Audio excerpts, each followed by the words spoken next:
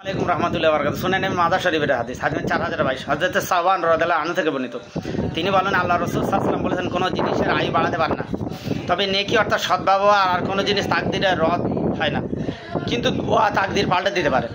কখনো কখনো এক ব্যক্তি তার একটি মাত্র পাপের দরুন রিজিক থেকে বঞ্চিত হয়। হাদিস শুনেন মাদা ব্যাখ্যা। এখানে নবীগঞ্জ কী বলেছেন যে আয় বাড়ে না, তবে হ্যাঁ দোয়ার মাধ্যমে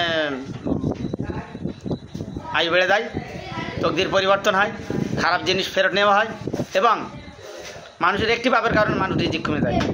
অনেকে আসে যে হুজুর তাবিজ করতেন জানি রিজিক বাড়ে। দেখ কে বলেছে? কপাল ফাটা কোথাকার, বুকা মূর্খ। তাবিজ কবজে রিজিক বাড়ে না, নবী হাসান যেটা বলে সেটা আমল করলে রিজিক বাড়বে।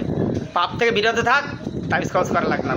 তো তাবিজ কবজ করে যে মোল্লা মৌলবীরা রিজিক বাড়ানোর জন্যে ফতোয়া ঢুকেছে, তারা তাবিজ কবজ করে নিজেরা রিজিক বাড়াক।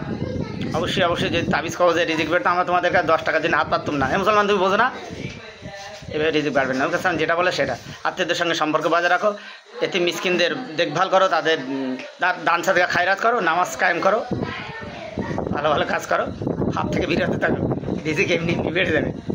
পাপ কাজ করলে কি তুমি একটা ভালো জায়গায় কন্ট্যাক্ট নেছো, এখন সেখানে যদি তুমি নুসুমি করে বসো, তোমার কন্ট্যাক্টটা ছেড়ে দেবে, মানে রিজিক হয়ে গেল। মসজিদের ইমাম, মাদরাসার হুজুর এক জায়গায় নুসুমি করে ধরা খেয়ে গেছো, তোমাদের রিজিক হয়ে গেল, বোঝো না।